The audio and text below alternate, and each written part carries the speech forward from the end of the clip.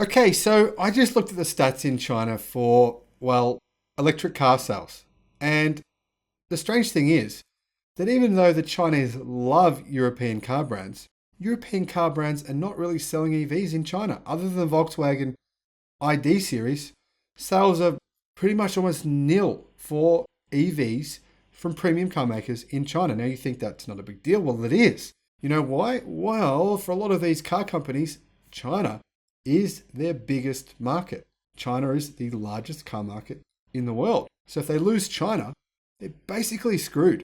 So the question is, why are these car brands not selling electric cars in China, where electric cars are the most popular car without any question?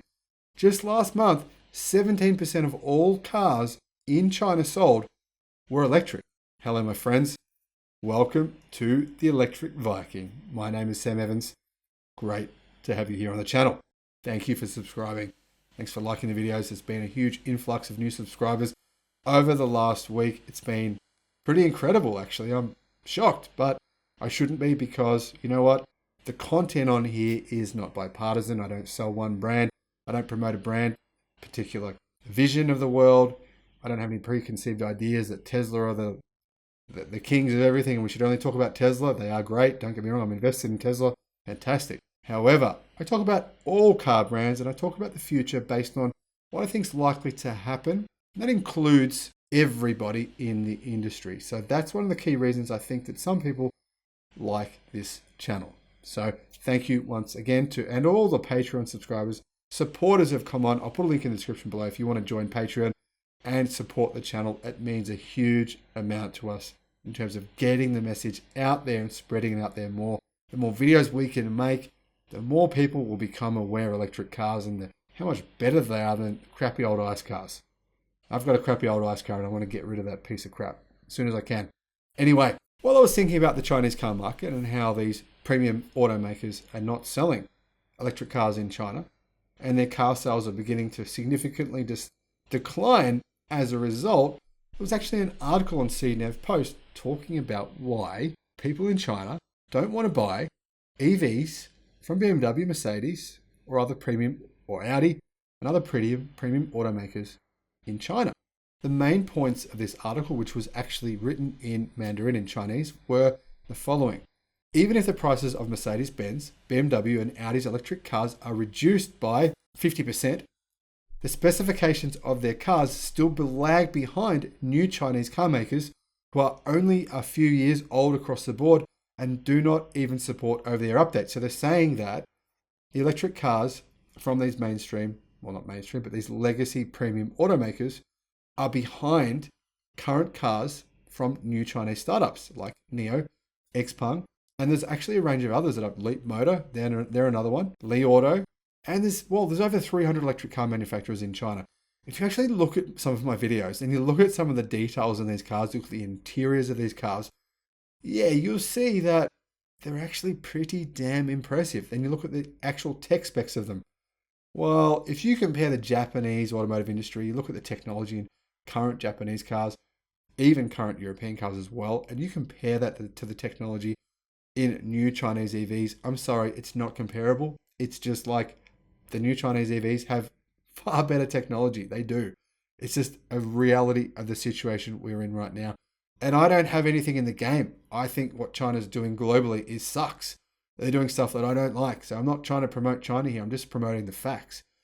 So interesting that they pointed out, well, the obvious. These new electric cars from legacy automakers, premium ones, are not better than much, much cheaper new EVs from other brands.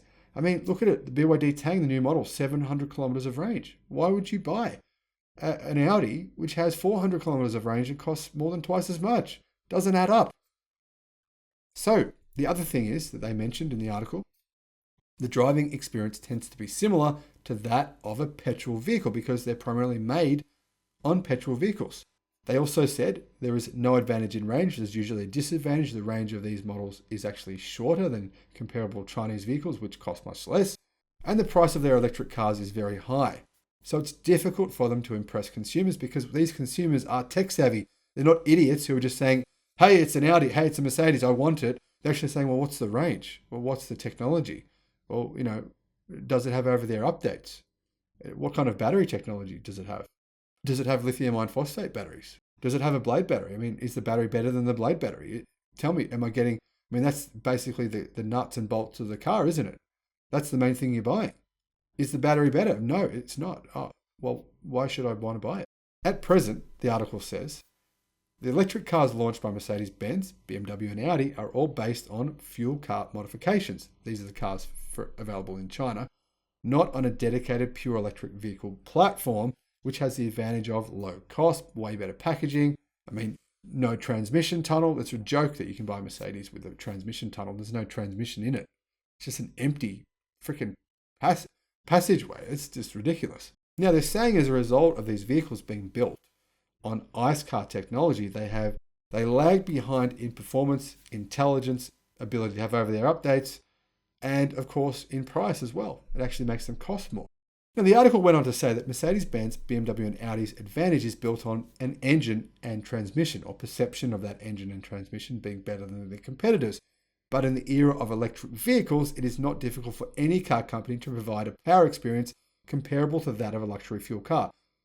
In fact, if you look at the technical specifications, the speed, performance of some of these Chinese electric cars, which cost less than half of their European luxury marquee competitors, they're way faster. I've done videos here where you guys have seen some of these videos.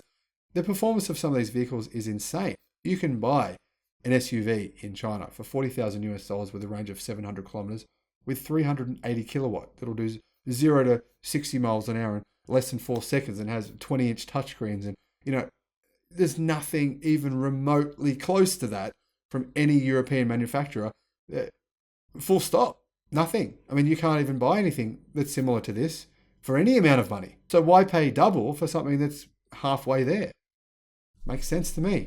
Now, the article goes on to say, the high premium and competitiveness of German luxury brands that rely on power no longer applies to the electric car era. Tesla and the new Chinese car makers have reshaped another set of value system about cars.